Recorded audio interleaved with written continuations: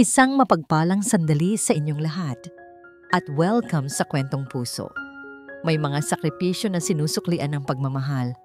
Pero paano kung ang lahat ng pagod, puyat at bawat butil ng pawis na inalay mo ay tinumbasan lang ng malamig na pagtataksil? Ito ang kwento ng isang pusong pinagtangkaang sunugin at burahin. Pero sa halip na maging abo, ito'y naging isang nagbabagang apoy. Ang simula ng malaking apoy na yon ay nag-ugat sa isang kalampag na bumasag sa katahimikan ng gabi. Ito ba? Ito ba ang tatawagin mong hapunan? Basura! Halos dumagundong ang buong dining area nang ibato ni Michael ang plato sa pader. Nagkalat ang pagkain, ang kare-karing 5 oras na niluto ni Shayna sa makintab na sahig. Napapikit na lang si Shayna. Sanay na siya sa sigaw, pero tuwing nangyayari ito, parang may maliit na bahagi ng puso niya ang namamatay. Nanatili siyang nakatayo, nakayuko, habang ang mga kamay ay mahigpit na nakakuyom sa gilid ng kanyang lumang duster. Pagod ako galing sa trabaho, Shayna. Pagod ako sa paghahanap buhay para sa walang kwentang pamamahay na ito. Tapos ito ang idadating mo sa akin? Duro ni Michael sa kanya. Ang mukha ay halos kulay pula na sa galit mo. Sorry, akala ko kasi paborito mo yan. Mahinang sagot ni Shayna, halos hindi lumalabas ang boses. Paborito? Noon yon, hindi na ngayon. Lahat nagbabago, Shayna. Ikaw lang ang hindi. Padabog na umalis si Michael. Narinig na lang ni Shayna ang malakas na pagbagsak ng pinto ng kwarto nila. Naiwan siyang mag-isa sa gitna ng kalat. Dahan-dahan, lumuhod si Shayna. Isa-isa niyang pinulot ang mga basag na porselana. Matatalim ang mga ito, kasing talim ng mga salitang binitiwan ng asawa niya. Nasugatan ang kanyang daliri, pero hindi niya ininda ang hapdi. Mas masakit ang sugat na hindi nakikita. Habang nagliligpit, napansin niya ang coat ni Michael na nakasabit sa upuan. Kukunin na sana niya ito para labhan ng may mahulog mula sa bulsa. Isang maliit na papel. Resibo. Pinulot niya ito. La Dolce Vita Ristorante. Tanghali ang oras. 2 tao. Ang halaga ay halos katumbas na ng budget nila sa pagkain para sa isang buong linggo. Nanginig ang mga kamay ni Shayna. Sabi ni Michael kanina, may whole day meeting siya sa opisina at sandwich lang ang kinain niya. Kinabahan siya. Isang kaba na may halong sakit at pagdududa na matagal na niyang pilit ibinabaon. Sa pagkakataong ito, hindi na niya kayang magbulag-bulagan. Nagbihis siya ng mabilis. Simpleng t-shirt at maong lang. Tinawagan niya ang numero sa resibo para magtanong kung bukas pa sila. Swerte. Open pa hanggang midnight. Sumakay siya ng taxi. Habang bumabagtas sila sa EDSA, libo-libong senaryo ang tumatakbo sa isip niya. Baka kliyente lang. Baka importante lang talaga. Pero pagdating niya sa tapat ng La Dolce Vita, gumuho ang lahat ng baka niya. Mula sa salaming bintana ng restaurant, kitang-kita niya sila. Si Michael, ang asawang pagod daw at galit kanina, ngayon ay tumatawa. Maaliwalas ang mukha nito. Ibang-iba sa Michael na umuuwi sa kanya. At sa harap niya, isang babaeng maganda, sopistikada, nakasuot ng pulang dress na humahapit sa katawan. Si Charlene, ang business partner ni Michael. Nakita ni Shayna kung paano hawakan ni Michael ang kamay ni Charlene sa ibabaw ng mesa. Kung paano niya ito titigan na parang ito lang ang pinakamagandang babae sa mundo. Mga tinging matagal nang ipinagkait kay Shayna.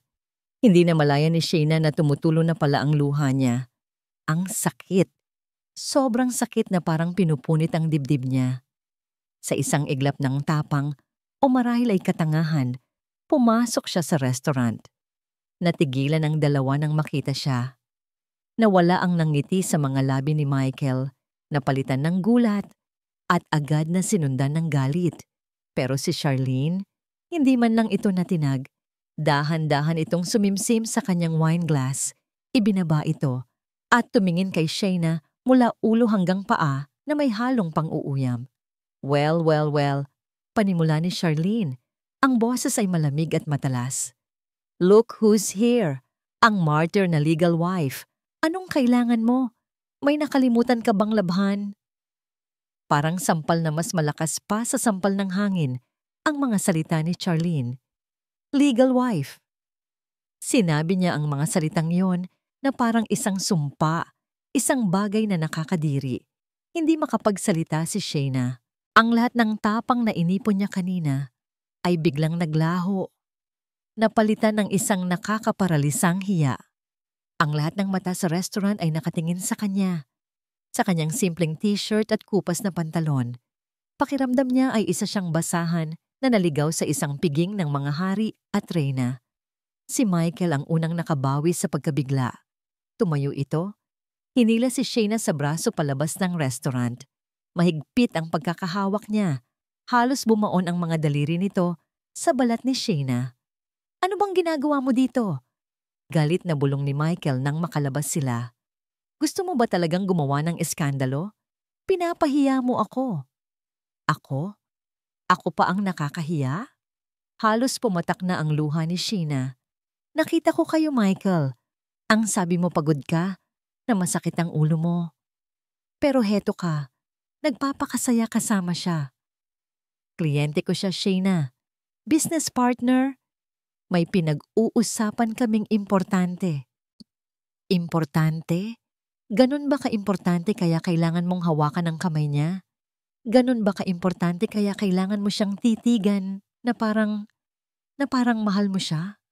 Natigilan si Michael. Walang lumabas na salita sa bibig niya. At sa katahimikan na yon, nahanap ni Shayna ang kanyang sagot. Isang sagot na matagal na niyang alam, pero ngayon lang niya tinanggap. Nang gabing iyon, hindi umuwi si Michael.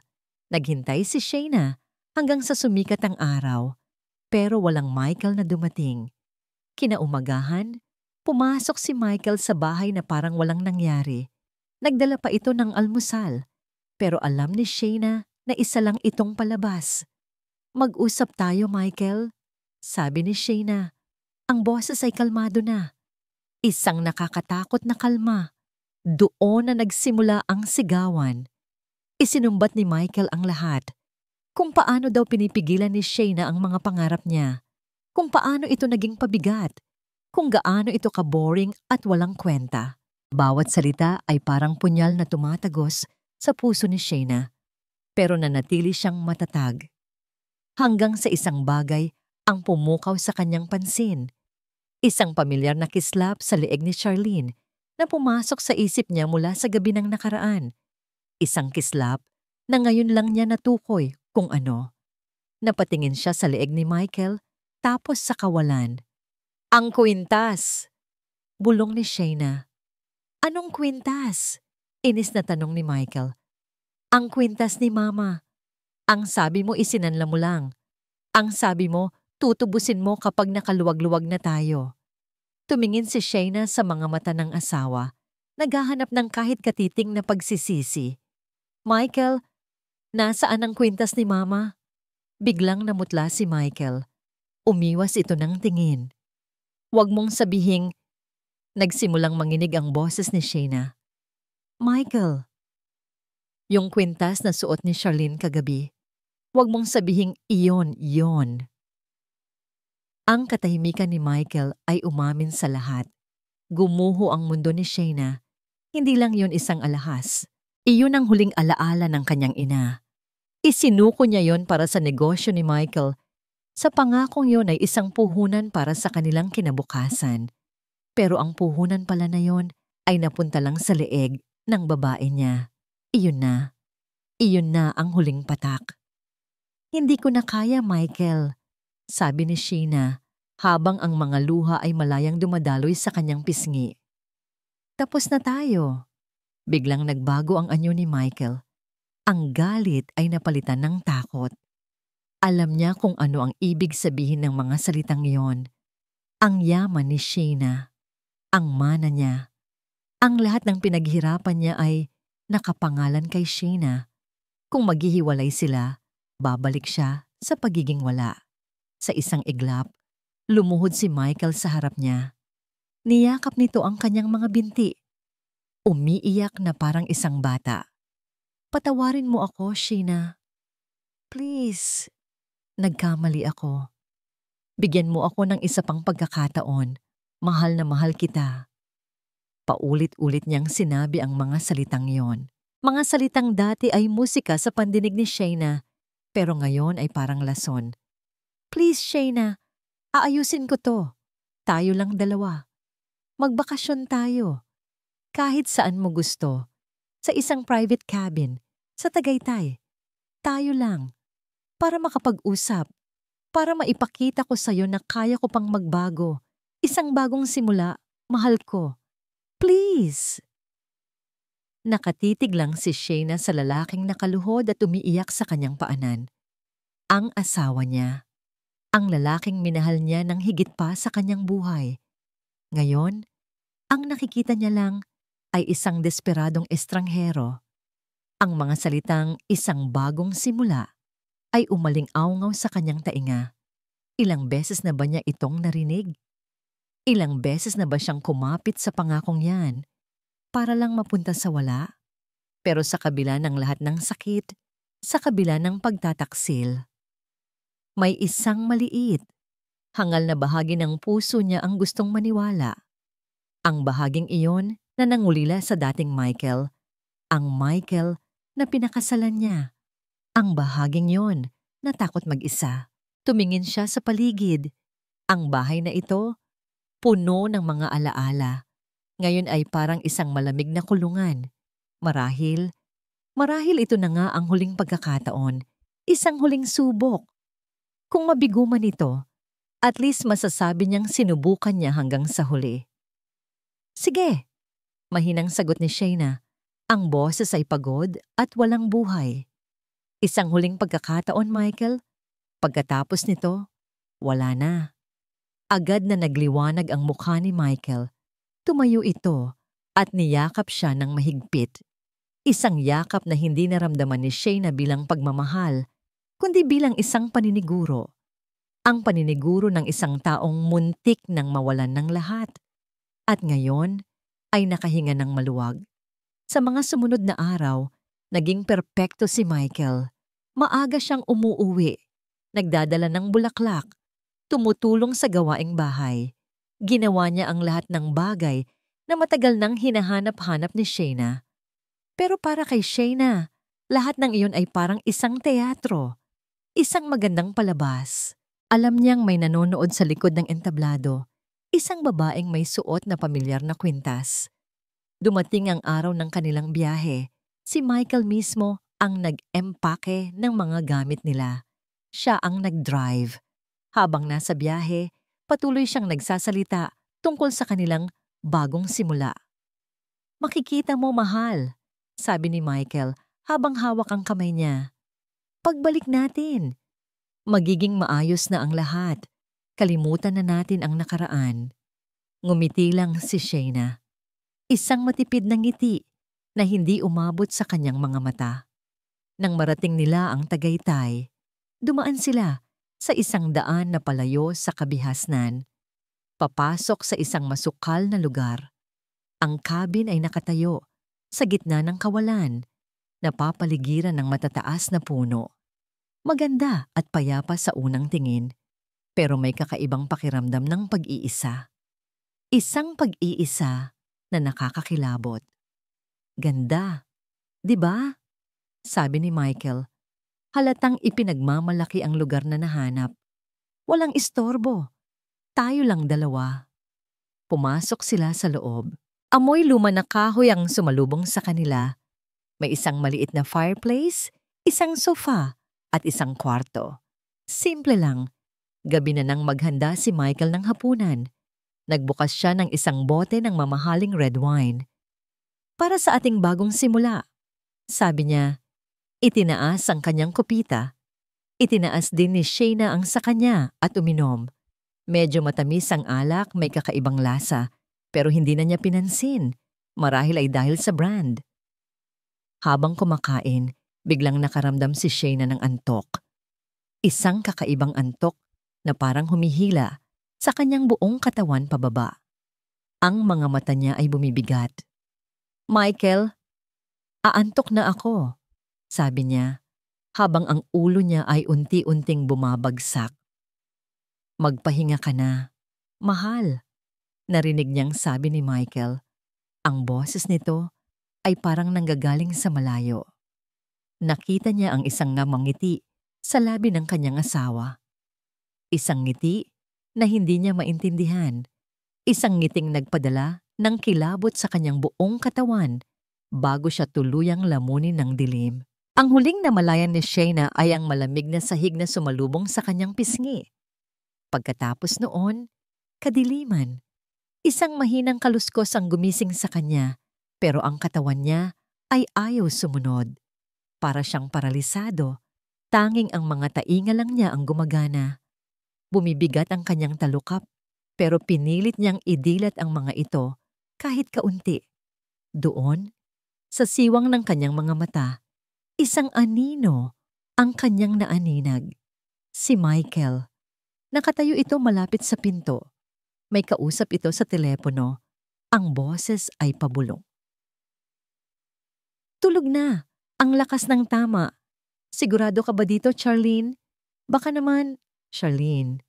Ang pangalang iyon ay parang kuryenteng gumising sa bawat himaymay ng kanyang diwa. Pilit niyang nilabanan ng antok na bumabalot sa kanya. "Anong baka naman?" Narinig niyang sagot mula sa kabilang linya. Medyo malakas ang pagkakaset ng volume. "Wala nang atrasan to, Michael. Kung hihiwalayan ka niyan, anong mangyayari sa atin? Sa negosyo? Babalik ka sa pagiging aso sa kalye. Isipin mo yon. This is the only practical way. Isang aksidente. Isang malungkot na aksidente." Aksidente. Nanlaki ang mga mata ni Shayna sa ilalim ng kanyang mga pilikmatang halos magkadikit. Anong ibig sabihin nila? Binaba ni Michael ang telepono. Huminga siya ng malalim. May kinuha siya mula sa isang bag sa sulok. Isang briefcase. Ang briefcase kung saan nakatago ang lahat ng importanteng dokumento nila.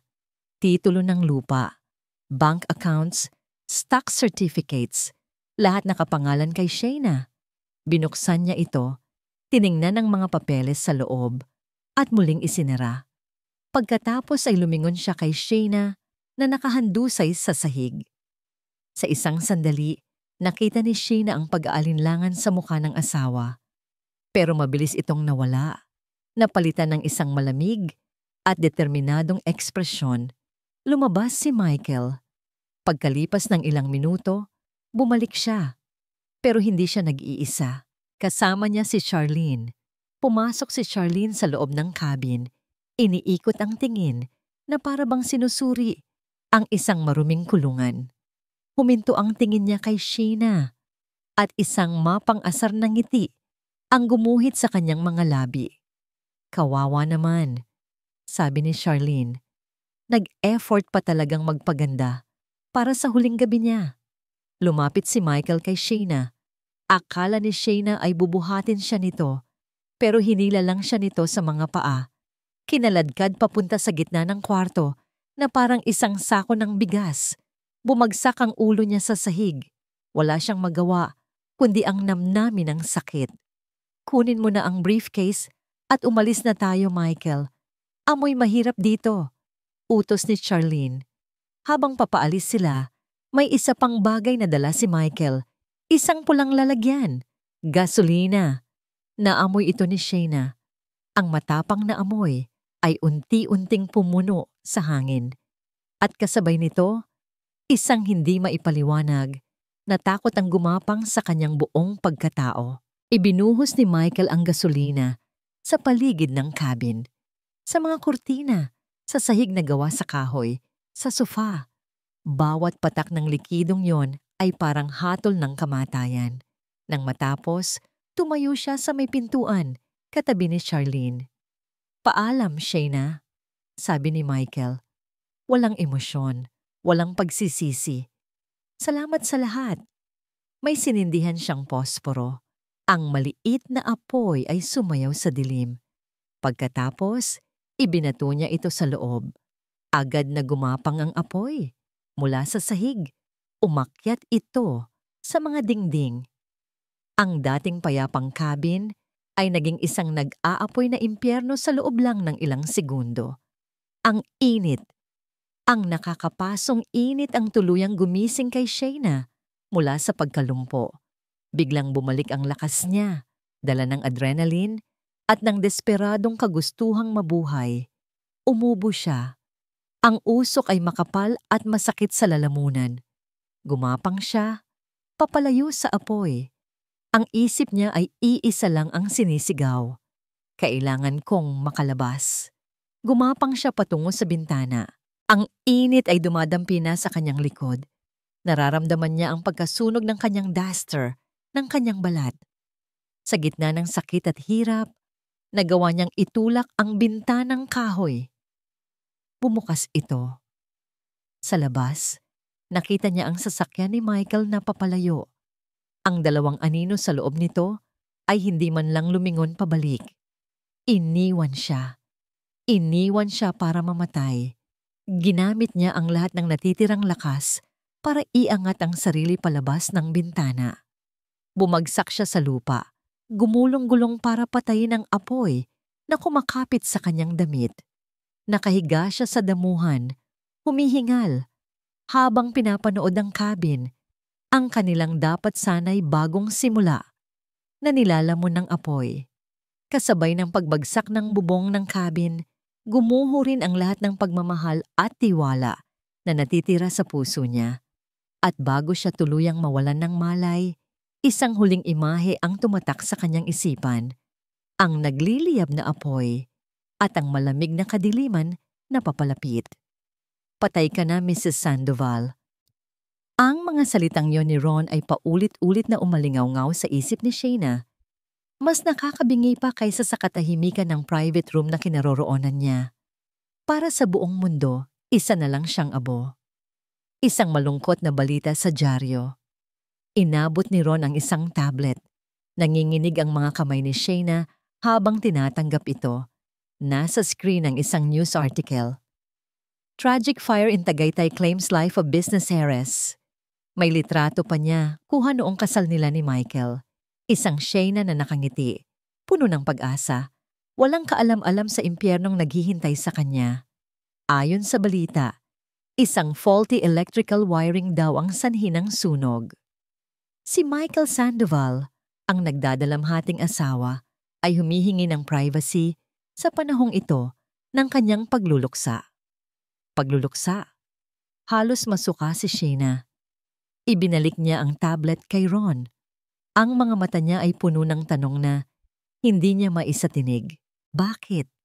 Bakit ginagawa ng isang estranghero ang lahat ng ito para sa kanya? Marahil nagtatanong ka kung bakit, sabi ni Ron na para bang nababasa ang kanyang isip. Hindi kita masisisi. Tumayo si Ron at tumingin sa bintana, sa mga ilaw ng syudad sa malayo. Huminga siya ng malalim bago magsalita. Mayroon akong kapatid na babae. Ang ate ko. Masayahin siya. Matalino. Katulad mo. Panimula niya. Ang boses ay bahagyang nagbago. Naging mas malungkot. Nagpakasal siya sa lalaking akala naming lahat ay perpekto. Pero sa likod ng mga nakasarang pinto, iba ang kwento. Lagi siyang may pasa, nahulog daw sa hagdan, nabangga sa pinto.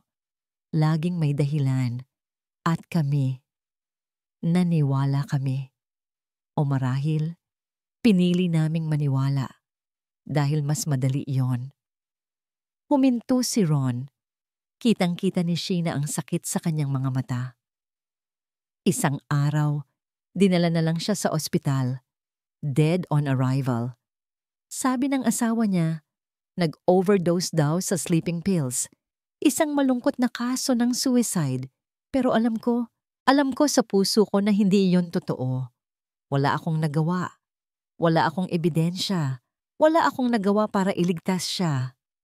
Humarap si Ron kay Shayna at sa pagkakataong yon, nakita ni Shayna ang determinasyon na pumalit sa lungkot. Nang makita kita sa gitna ng apoy na yon, nakita ko siya. Nakita ko ang ate ko at sinabi ko sa sarili ko, hindi na mauulit, hindi sa pagkakataong ito. Walang salitang lumabas sa bibig ni Sheena. Ang tanging nagawa niya ay ang umiyak. Hindi na iyak ng sakit o takot, kundi iyak ng pasasalamat at ng isang bagong damdamin na ngayon lang niya naramdaman, pagkakautang. Hindi sa pera, kundi sa buhay. Samantala, sa isang mamahaling bar sa BGC, malakas ang tawanan ni na Michael at Charlene. Itinaas ni Charlene ang kanyang champagne glass. "To new beginnings," sabi niya, ngumingiti. At sa pagiging a very very rich widow ni Mr. Sandoval, nakipag-toast si Michael pero may kaunting pag-aalinlangan sa kanyang ngiti. Sana lang walang maging problema. Mahirap na. "Relax, Michael," sabi ni Charlene, hinahaplos ang kanyang braso. "It was a perfect accident. Walang ebidensya. Nasa atin na ang lahat. Ang pera, ang kumpanya. Lahat ng dapat ay sayo lang naman talaga." Uminom si Michael. Pilit iwinawaksi ang imahe ng nasusunog na cabin sa kanyang isipan. Oo, tama si Charlene. Kanila na ang lahat. Tapos na ang problema. Sa ospital, matapos umalis ang nurse na naglinis ng kanyang mga sugat, dahan-dahang bumangon si Sheena. Humarap siya sa salamin. Doon, nakita niya ang kanyang bagong itsura. Ang kanyang mukha, braso at balikat ay nababalot ng benda. Sa mga bahaging hindi natatakpan, nakikita niya ang mamula-mulang balat, ang simula ng mga peklat na habang buhay niyang dadalhin. Dati, iiyakan niya ito. Dati, kaiinisan niya ang sinapit ng kanyang makinis na kutis. Pero ngayon, tinitigan niya ang bawat marka. Hinaplos niya ang gaspang sa kanyang balat. Ito ang ebidensya. Ebidensya na sinubukan siyang burahin ng mundo. Pero nabigo sila.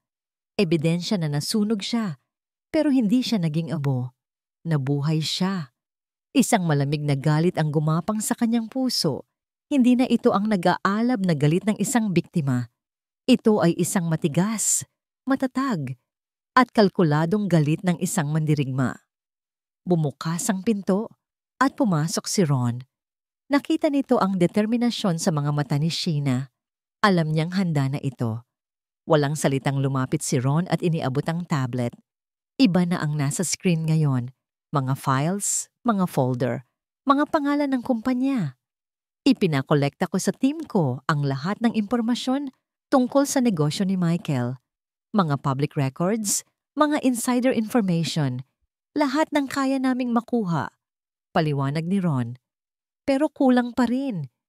Ikaw, Sheena. Ikaw ang mas nakakakilala sa kanya. Sa mga takot niya, sa mga lihim niya. Tumingin si Ron sa mga mata ni Sheena. Ang boses ay seryoso at direkta. Hanapin mo ang kahinaan niya. Naging mundo ni Sheena ang tablet na ibinigay ni Ron. Sa loob ng halos 24 na oras bawat araw, ang tanging liwanag na nakikita niya ay mula sa screen nito. Ang mga sugat sa kanyang katawan ay patuloy na gumagaling. Pero may isang sugat sa loob niya na tanging hustisya lang ang makakapaghilom. Hindi na siya umiiyak. Ang bawat alaala ng pagmamaltrato ni Michael, ang bawat ngisi ni Charlene ay hindi na nagdudulot ng luha, kundi nagsisilbing panggatong. Binasa niya ang bawat dokumento, bawat email, bawat financial report. Para siyang isang general na pinag-aaralan ang mapa ng teritoryo ng kalaban. At tulad ng inaasahan ni Ron, may nakita si Sheena. Isang bagay na hindi makikita ng mga business analyst. Isang bagay na tanging siya lang, bilang asawa, ang makakaalam. Ito, sabi ni Sheena isang hapon, itinuturo ang isang folder sa screen. Ang Valeria Residences Project. Lumapit si Ron. Ang high-end condominium project niya sa Alabang. Ayon sa report, ito ang pinakamalaking deal niya so far. fully funded by investors. Exactly, sabi ni Shayna. Isang matalim na kislap ang lumitaw sa kanyang mga mata. Pero ang hindi alam ng lahat, ang proyektong ito, ang pinaka-ikinatatakot ni Michael. Dahil nakasalalay dito, ang buong reputasyon niya, ang yabang niya. Isinugal niya ang lahat dito. Anong ibig mong sabihin? Ang lead investor, si Mr. Alfonso Tan, ay isang napakatradisyonal na negosyante. Family values, integridad, reputasyon. Yan ang pinakamahalaga sa kanya. Nagtiwala siya kay Michael hindi lang dahil sa mga numero, kundi dahil sa imaheng ipinapakita ni Michael, isang matagumpay at responsableng family man. Isang mapait na ngiti ang sumilay sa labi ni Shayna. Anong mangyayari kung malalaman ni Mr. Tan na ang lupang kinatitirikan ng proyekto ay may problema? Na may technical issue sa titulo na sadyang itinago ni Michael? Naintindihan agad ni Ron ang plano. Hindi ito isang direktang pagsabotahe. Ito ay isang lason. Isang maliit na patak ng pagdududa na sisira sa tiwala. Kinagabihan, isang anonymous na email ang natanggap ni Mr. Alfonso Tan.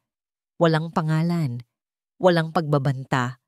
Isang simpleng mensahe lang na may kalakip na dokumento, isang lumang survey plan na nagpapakita ng maliit na discrepancy sa boundary ng lupa ng Valeria Residences. Hindi ito malaki, pero sapat na para magtanim ng alinlangan. This is just a friendly warning. Check your investments carefully. Yan lang ang nakasulat. Ano? Umalingaw-ngaw ang sigaw ni Michael sa kanyang opisina. Kausap niya sa telepono si Mr. Tan at ang balita ay parang isang suntok sa kanyang sikmura. I'm sorry Michael but I'm pulling out, sabi ng kalmadong boses sa kabilang linya. Hindi ko pwedeng isugal ang pangalan ko sa isang proyektong may bahid ng duda.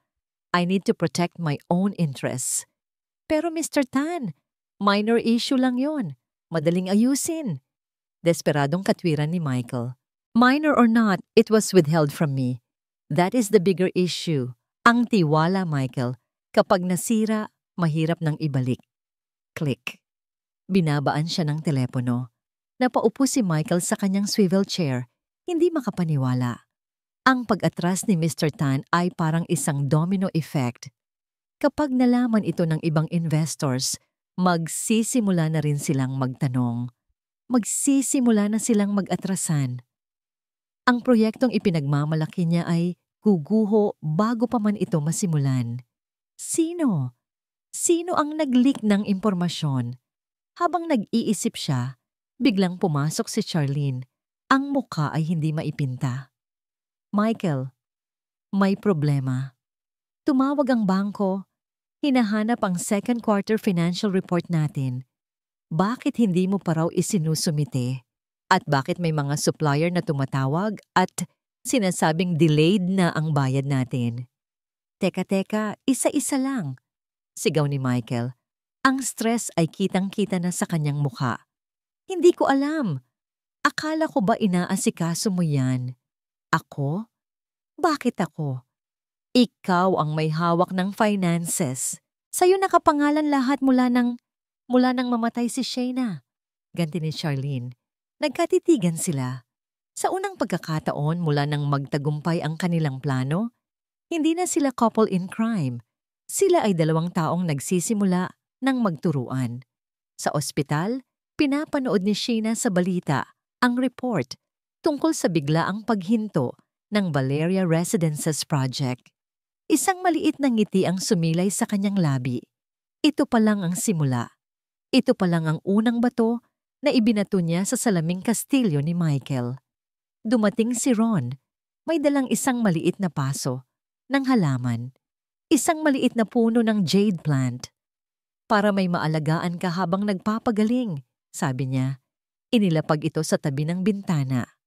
Sabi nila, swerte daw yan sa pera. Hindi ko kailangan ng swerte. Sagot ni Shayna. Ang mga mata ay nakatutok pa rin sa TV screen kung saan ipinapakita ang gusot na mukha ni Michael. Ang kailangan ko ay ang makita siyang magbayad. Tiningnan ni Shayna ang halaman, ang pag-aalaga sa isang bagong buhay. Ito ay isang paalala na habang pinababagsak niya ang lumang mundo ni Michael, siya naman ay nagsisimulang magtayo ng sarili niyang bago. Nang gabing iyon, habang nag-iisip si Michael kung sino ang traidor sa kanyang kumpanya, tumawag ang telepono niya. Isang unregistered number. Sinagot niya ito. Walang nagsalita sa kabilang linya.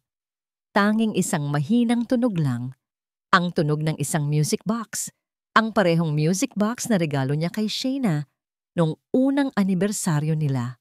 Biglang nanlamig ang buong katawan ni Michael. "Sino to?" Sigaw niya sa telepono. Click. Pinatay na ang tawag. Kasabay noon, pumasok si Charlene sa kwarto. Ang mukha ay puno ng hinala. "Sino yang kausap mo, Michael? Bakit parang nakakita ka ng multo?" Tanong niya. Ang boses ay matalas. "Akala ko ba kontrolado mo ang lahat?" Ang tawag na yon ay naging simula ng lamat. Isang maliit na bitak sa pader ng perpektong samahan ni na Michael at Charlene at si Shayna mula sa kanyang silid sa ospital ay dahan-dahang sinisira ito gamit ang isang maso. Alam ni Shayna na ang pinakamalaking kahinaan ni Michael ay ang kanyang ego at ang pinakamalaking kahinaan ni Charlene ay ang kanyang pagiging practical. Pagsamahin mo ang dalawang iyon at ang tiwala ay magiging isang napakamahal na bagay na hindi nila kayang bayaran. Kailangan niyang magtanim ng ebidensya. Isang bagay na kapanipaniwala. Isang bagay na magpapatunay sa lumalaking takot ni Michael na tinatraidor siya. Sa tulong ng tech team ni Ron, gumawa sila ng isang peking email trail at isang offshore bank transaction record. Mukha itong lehitimo. Ipinapakita rito na isang account sa ilalim ng pangalan ng ina ni Charlene ay regular na nakakatanggap ng maliliit na halaga mula sa isa sa mga subsidiary accounts ng kumpanya ni Michael. Ang mga halaga ay hindi malaki. Sapat lang para hindi mapansin agad. Pero kapag pinagsama-sama, ito ay isang malaking pagnanakaw. Isang umaga, habang nasa opisina si Michael at pilit na kinakalma ang iba pang mga investor, isang brown envelope na walang pangalan ng nagpadala ang ipinatong sa kanyang mesa. "Sir, may nag-iwan lang po sa baba." Sabi ng kanyang sekretarya. Nang buksan niya ito, bumungad sa kanya ang mga nakaprint na dokumento. Ang email trail, ang bank records, bawat piraso ng papel ay parang isang sampal. Si Charlene, ang babaeng kasabwat niya sa lahat, ang babaeng pinagkatiwalaan niya, ay sa kanya pa pala nagnanakaw. Ang galit na naramdaman niya ay hindi lang galit ng isang nalokong partner, kundi galit ng isang taong pakiramdam ay pinagtatawanan siya sa kanyang likuran. Hindi na siya nag-isip. Padabog niyang binuksan ang pinto ng opisina ni Charlene. "Ano to?" Sigaw ni Tania, ibinato ang mga papel sa mesa ni Charlene. "Habang ako nagpapakapagod dito para ayusin ang gulo, ikaw naman pala, busy sa paglilipat ng pera ko sa pamilya mo." Nagulat si Charlene.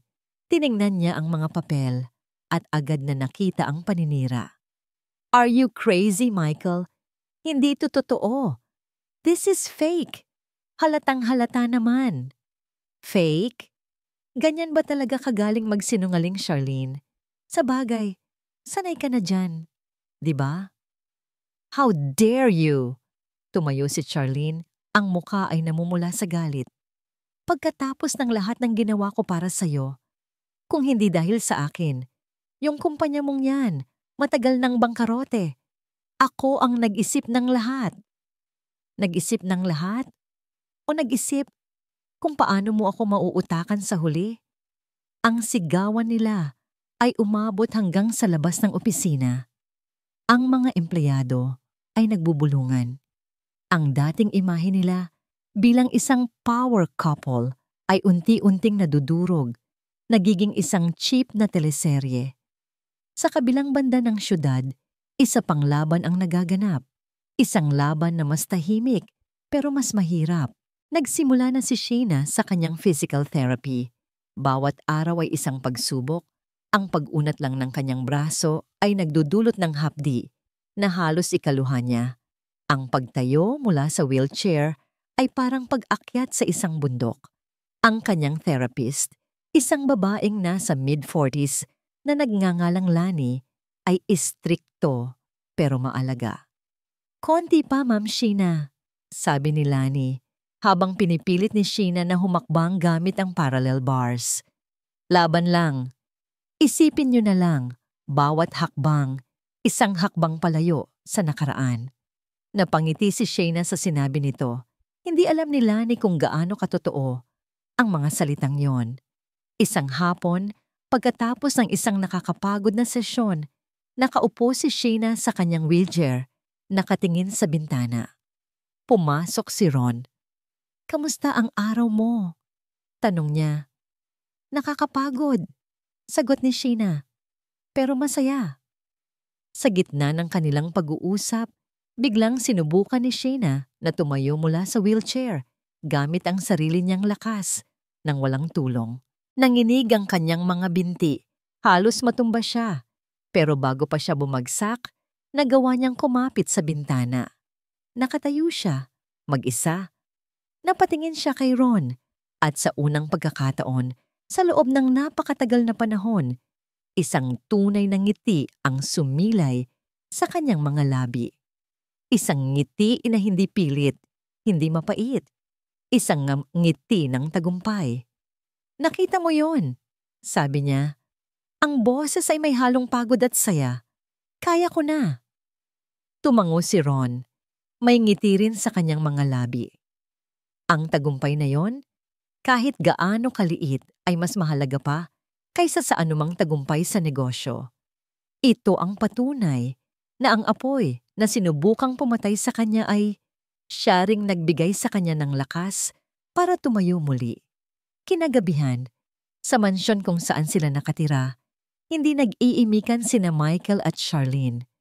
Ang bawat isa ay nasa magkabilang dulo ng sofa. Ang katahimikan sa pagitan nila ay mas maingay pa kaysa sa kanilang sigawan kanina. Alam ni Charlene na sinisiraan lang siya at may hinala na siya kung sino ang may kakayahang gawin iyon. Hindi ito isang business rival. Ito ay mas personal. Pero alam din niya na sa ngayon, kailangan niyang protektahan ang sarili niya. Hindi na siya pwedeng magtiwala kay Michael. Tahimik siyang pumasok sa kanyang study, isinara ang pinto, at kinuha ang kanyang telepono. Nag-dial siya ng isang numero. "Hello, Attorney Reyes?" sabi niya. Ang boses ay pabulong. "It's Charlene. I think I need your services. Kailangan kong isecure ang assets ko. Just in case." Ang giyera ay pumasok na sa bagong yugto. Hindi na ito simpleng pag-atake sa negosyo. Personal na ito. Alam ni Shayna na para tuluyang wasakin si Michael, kailangan niyang sirain hindi lang ang kanyang bank account, kundi pati na rin ang kanyang pag-iisip. "May ipapadala ako sa opisina ni Michael," sabi ni Shayna kay Ron isang umaga, habang hawak ang isang maliit na bagay.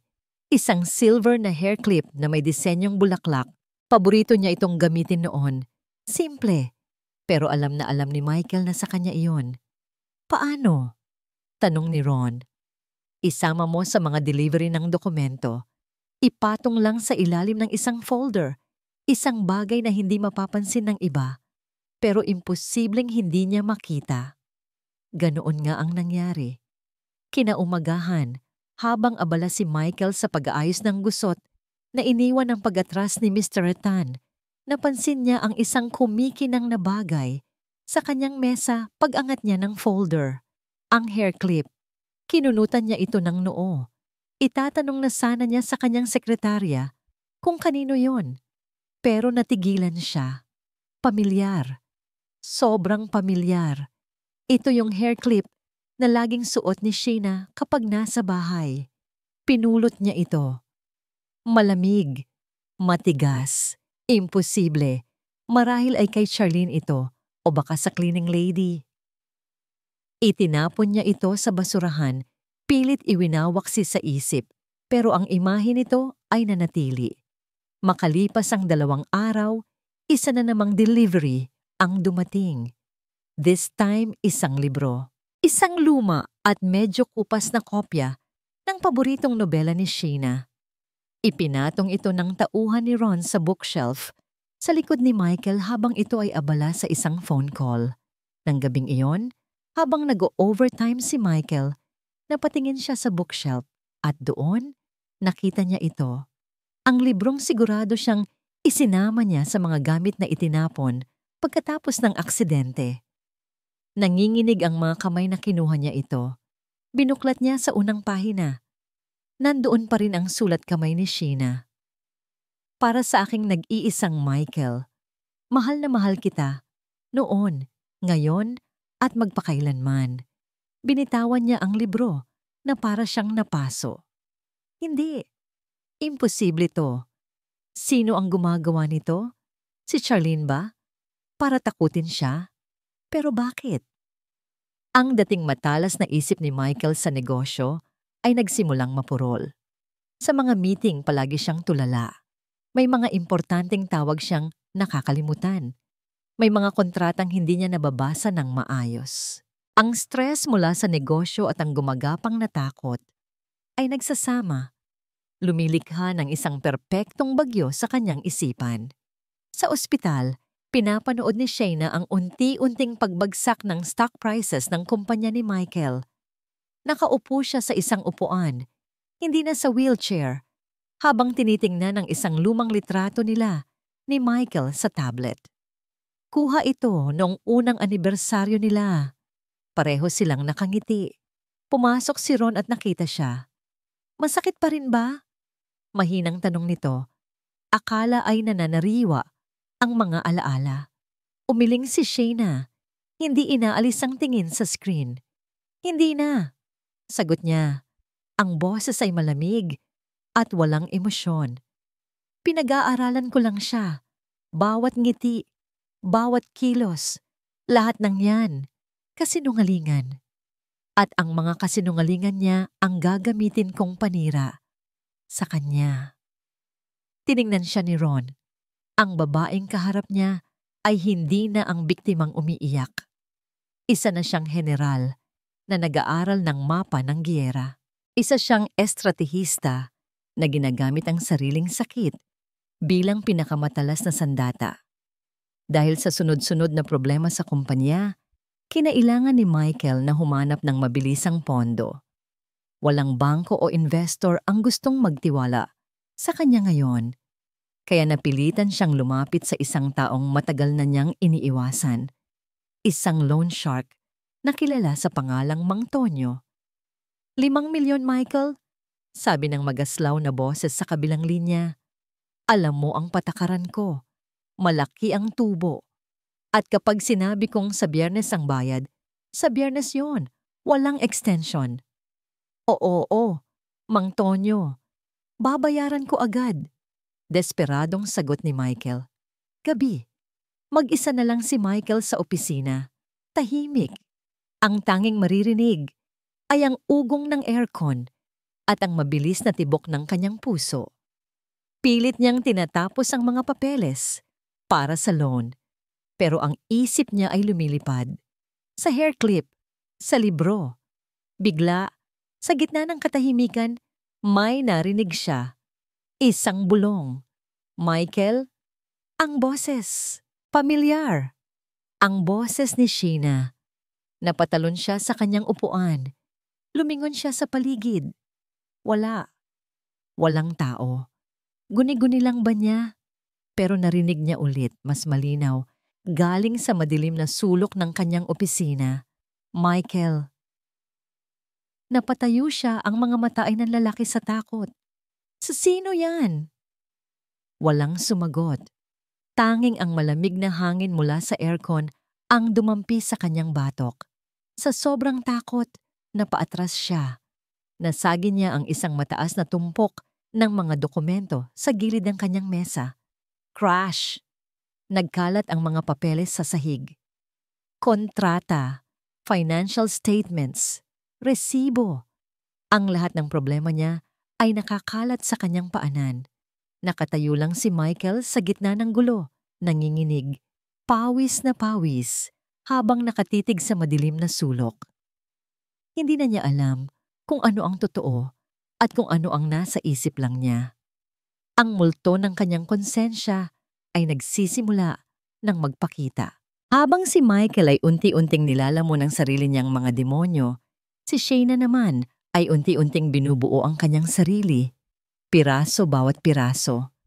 Ang physical therapy ay naging bahagi na ng kanyang araw-araw na ritual. Ang sakit ay nariyan pa rin, pero hindi na niya ito iniinda. Naging paalala na lang ito na siya'y buhay at lumalaban. Isang hapon, pumasok si Ron sa kanyang silid. Ang mukha ay seryoso, pero may bahid ang tagumpay. Nahanap na namin siya, sabi ni Ron.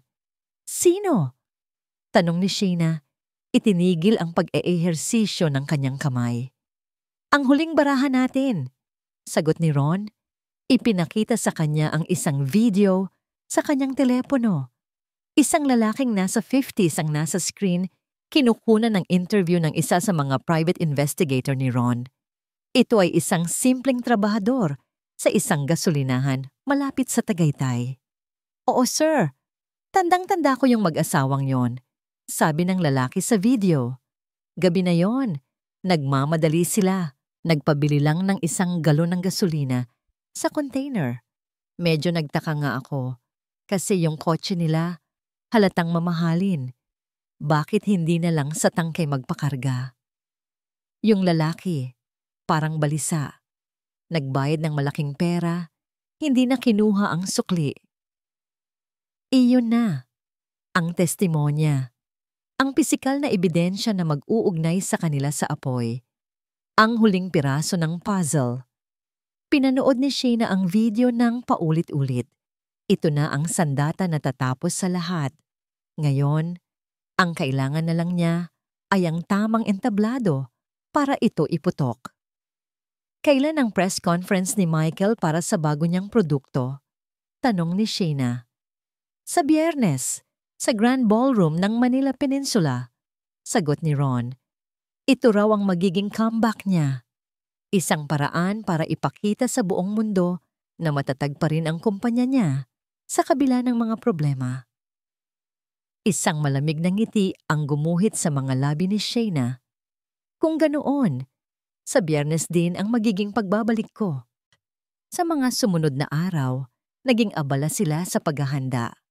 Si Ron at ang kanyang team ang bahala sa logistics, sa security, sa media access, sa teknikal na aspeto ng kanilang plano. Si Shayna naman, inihanda ang kanyang sarili, hindi lang sa pisikal, kundi pati na rin sa emosyonal. Isang araw bago ang press conference, humiling si Shayna kay Ron. Gusto kong bisitahin si Mama. Dinala siya ni Ron sa sementeryo. Ito ang unang pagkakataon na nakabalik siya roon mula nang mangyari ang lahat. Tahimik siyang umupo sa harap ng puntod ng kanyang ina. Hinaplos niya ang malamig na marmol. Wala siyang sinabi. Hindi niya kailangan. Sa katahimikan na yon, gumawa siya ng isang pangako. Hindi lang para sa sarili niya, kundi para sa kanila. Para sa alaala ng kanyang ina na binaboy ng lalaking minsan na niyang pinagkatiwalaan. Bago sila umalis, may isang tawag na ginawa si Shayna. Hello, Aling Nita? Sabi niya sa telepono. Ang boses ay magalang. Si Shayna po ito? Opo, buhay po ako. Buhay po. Aling Nita, kailangan ko po ng tulong niyo. Gabi bago ang araw ng paghuhukom, nakatayo si Shayna sa harap ng isang malaking salamin sa kanyang silid. Suot niya ang isang simpleng pero eleganteng itim na bestida. Ang buhok niya ay nakapusod ng maayos, nagpapakita sa kanyang muka at leeg. At sa kanyang balat, nariyan ang mga peklat. Sa kanyang braso, sa kanyang balikat, isang maliit sa gilid ng kanyang leeg. Ang mga ito, ang mapa ng kanyang pinagdaanan, ang mga marka ng apoy, Dati, ikakahiya niya ang mga ito, itatago. Pero ngayon, tinitingnan niya ang mga ito bilang kanyang baluti.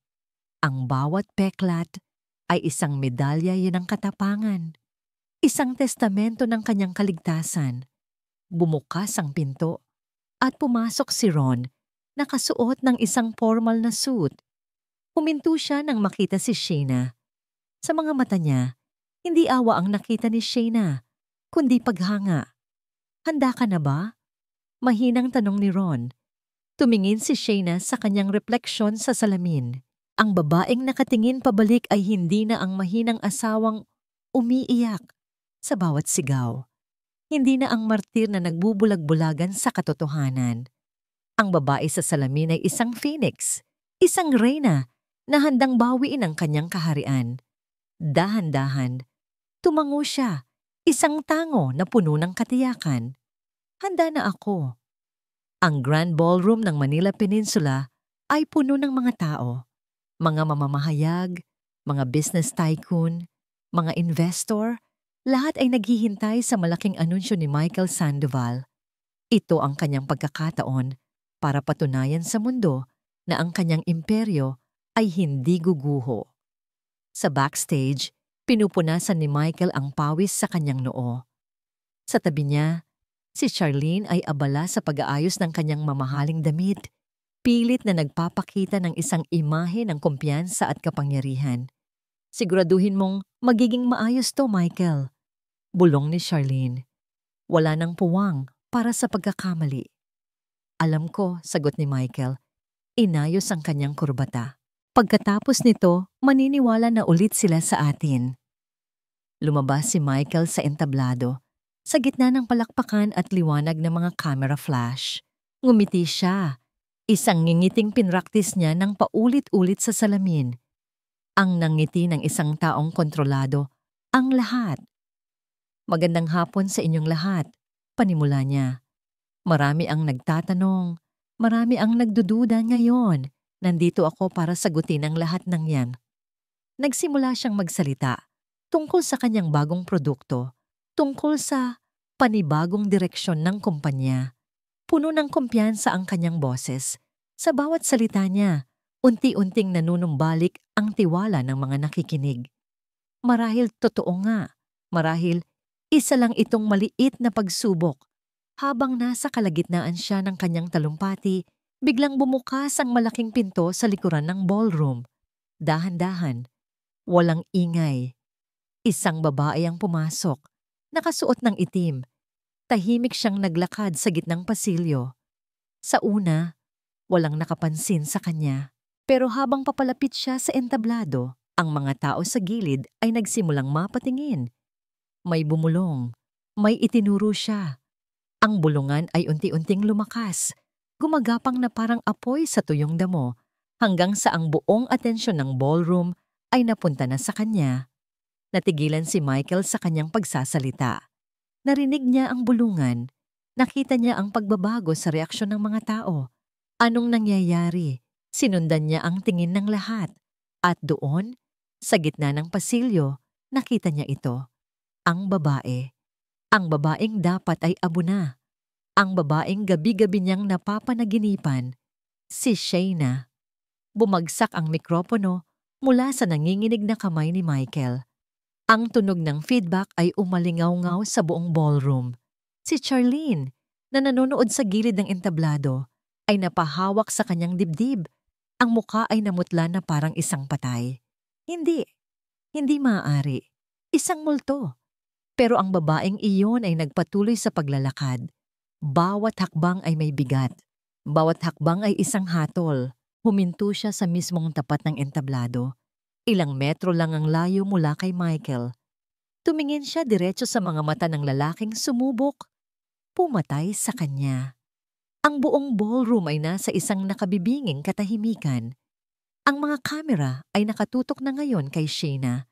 Ang mga reporter ay nakalimutan na ang tungkol sa bagong produkto.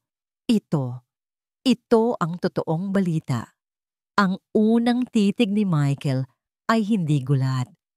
Ito ay purong takot. Ang takot ng isang kriminal na nahuli sa akto.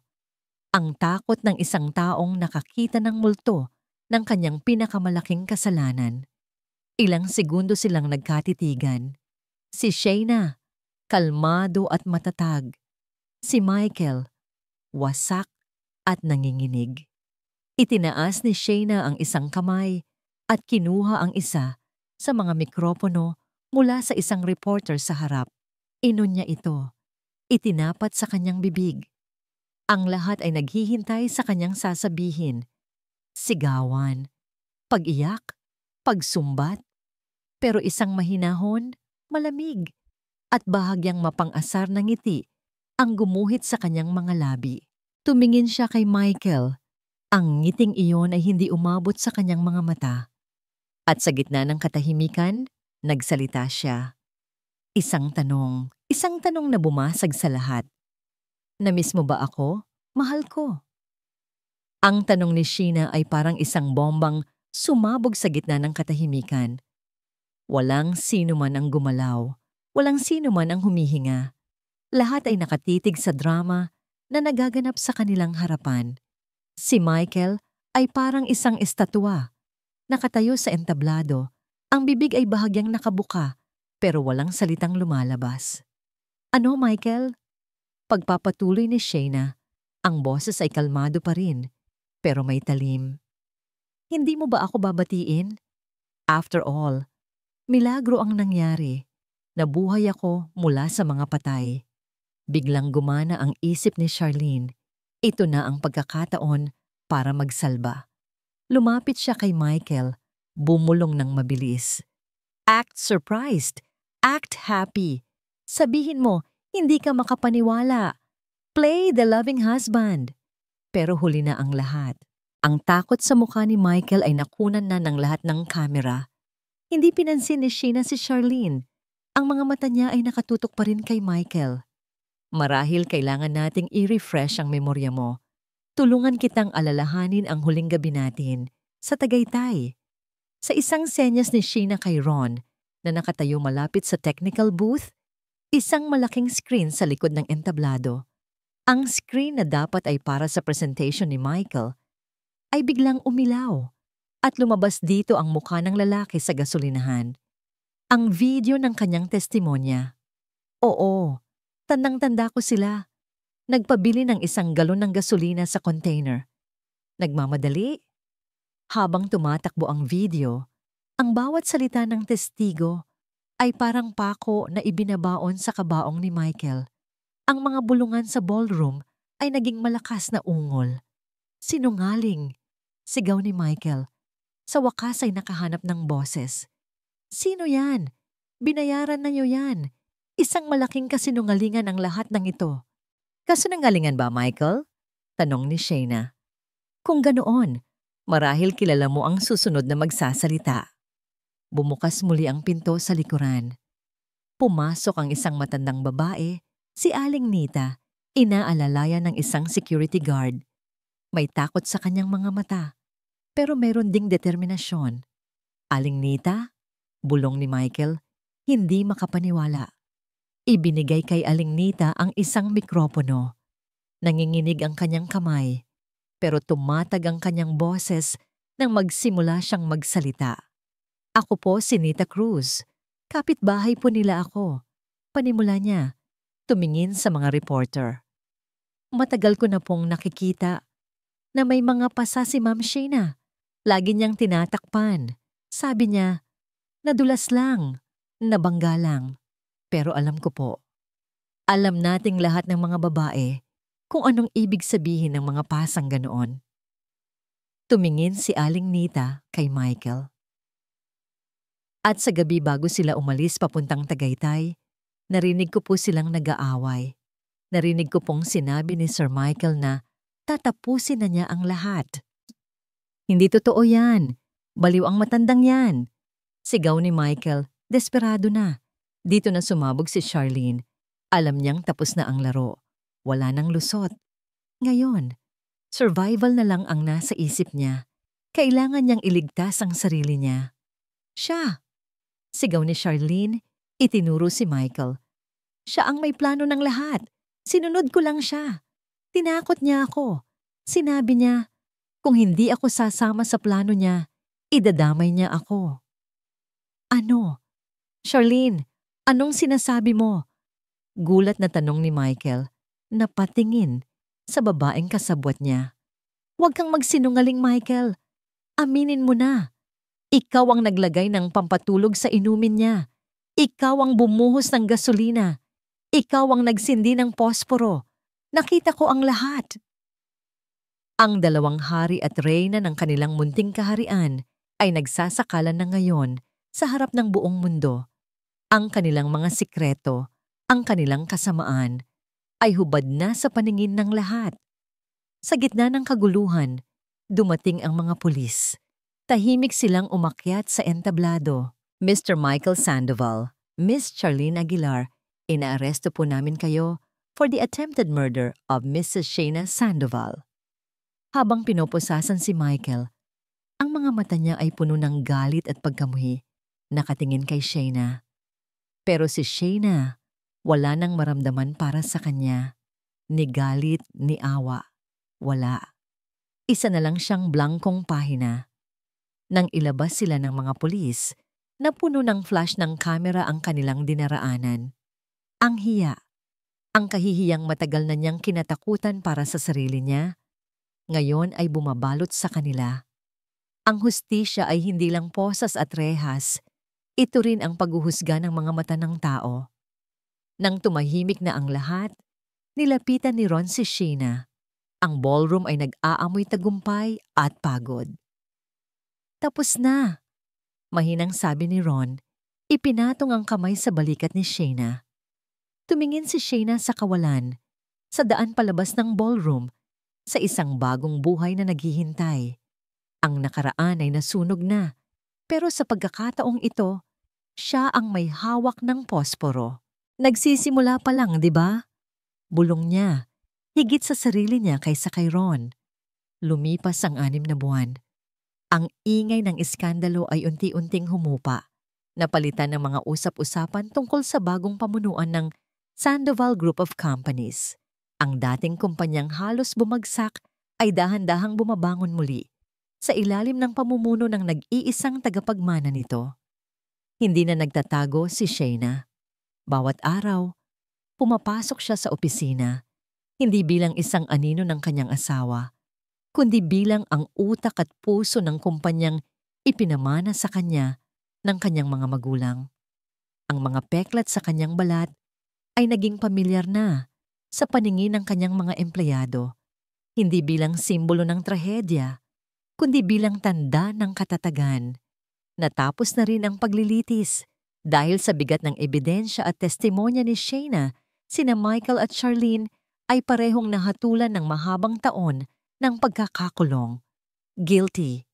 Isang salitang nagbigay ng formal na pagsasara sa kabanatang yon ng kanyang buhay.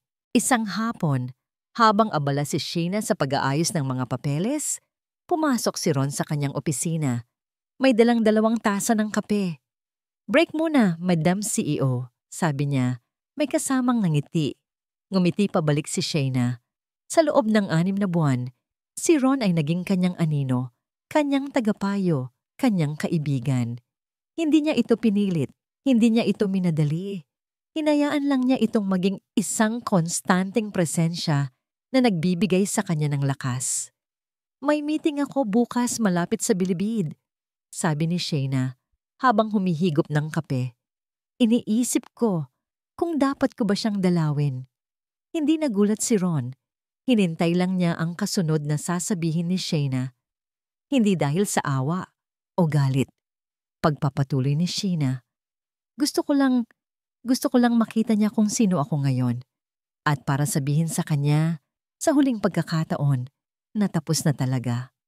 Kinabukasan nagpunta siya sa visiting area ng bilangguan, sa likod ng isang makapal na salamin. Nakita niya muli si Michael. Ang dating arogante at makapangyarihang Michael Sandoval ay wala na. Ang kaharap niya ngayon ay isang lalaking payat, gusgusin, na may mga matang walang buhay. Nang makita siya nito, may dumaang gulat. tapos galit at sa huli, isang bagay na hindi inaasahan ni Shayna, pagsisisi. Kinuha nila ang telepono sa magkabilang panig ng salamin. "Bakit ka nandito?" tanong ni Michael, ang boses ay paos. "Para ipamukha sa akin ang lahat ng nawala sa akin?" Umiling si Shayna. "Nandito ako para sa sarili ko, Michael. Nandito ako para palayain ang sarili ko mula sa'yo ng tuluyang." Tumingin si Shayna sa mga mata nito. "Hindi ko alam kung kaya na kitang patawarin. Siguro, balang araw. Pero sa ngayon, ang kaya kong gawin ay ang magpasalamat." Nagtaka si Michael. "Magpasalamat?" "Oo, salamat. Dahil sa ginawa mo, natagpuan ko ang lakas na hindi ko alam na meron ako. Dahil sa'yo, natuto akong tumayo sa sarili kong mga paa. Dahil sa apoy na sinindihan mo, isinilang ako muli." Walang naisagot si Michael. Tumulo ang luha sa kanyang mga mata, mga luhang totoo, sa unang pagkakataon. "I'm sorry, Shayna. I'm so sorry." Tumango lang si Shayna. Ibinalik niya ang telepono sa lalagyan. Tumayo siya at tinalikuran ng salamin at ang buong nakaraan niya kasama si Michael. Habang naglalakad siya papalabas, gumaan ang kanyang pakiramdam. Isang bigat ang naalis sa kanyang dibdib. Tapos na. Sa labas ng bilangguan, naghihintay si Ron, nakasandal sa kotse. Nang makita siya ni Shayna, isang maliit na ngiti ang sumilay sa kanyang mga labi. "Okay ka lang?" tanong ni Ron. "Okay na okay," sagot ni Shayna. Bago sila sumakay sa kotse, may inabot si Ron kay Shayna. Isang brochure. Shayna Sandoval Foundation for Women and Children. Grand launching next month. Tiningnan ni Shayna ang pangalan ng isa sa mga major benefactor ng foundation. In memory of Angela Israel, ang ate ni Ron. Naluha si Shayna, pero ngayon, luha na ito ng saya.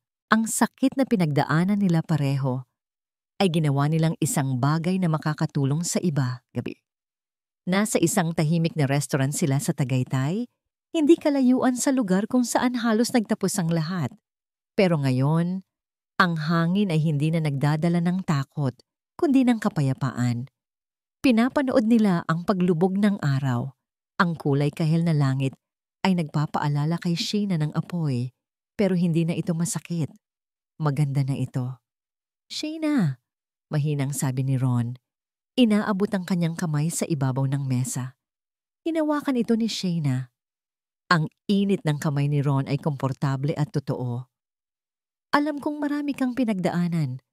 Alam kong kailangan mo ng panahon para maghilom." Panimula ni Ron. Ang mga mata ay seryoso at puno ng sinseridad. "Pero sana, kapag handa ka na." Huminga siya ng malalim. "Shayna, bigyan mo ako ng pagkakataon na ipakita sa'yo kung ano ang tunay na pagmamahal.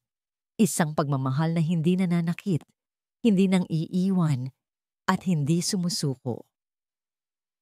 Hindi agad sumagot si Shayna. Tinitigan niya si Ron, ang lalaking sumagip sa kanya mula sa abo. Ang lalaking nagbigay sa kanya ng mga kasangkapan para lumaban. Ang lalaking nanatili sa tabi niya ng walang hinihinging kapalit. Dahan-dahan, tumango siya at isang ngiti ang muling sumilay sa kanyang mga labi.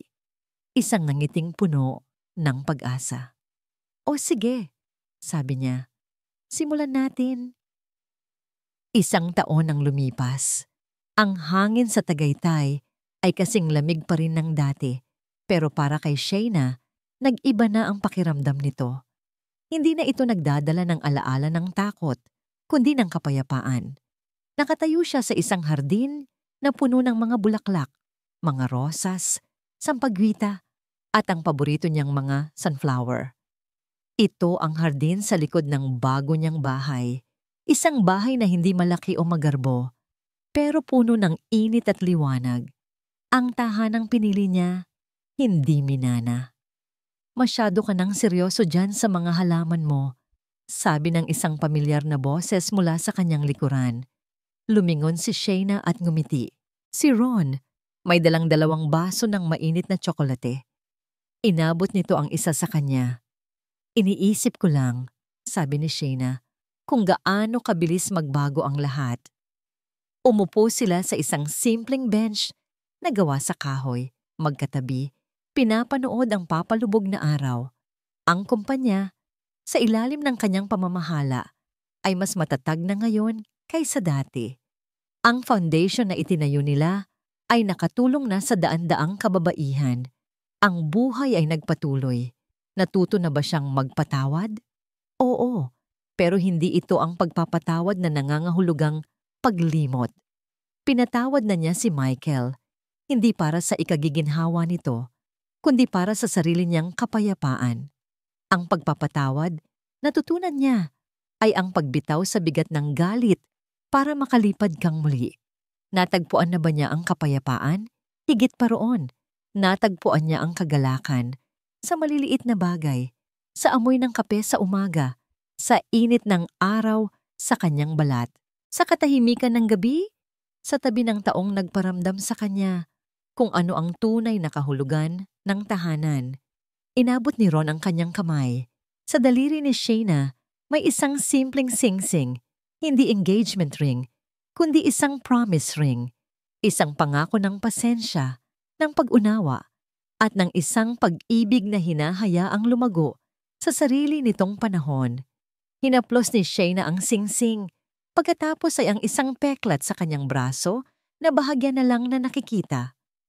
Dati, ito ang mapa ng kanyang sakit. Ngayon, ito na ang simbolo ng kanyang lakas.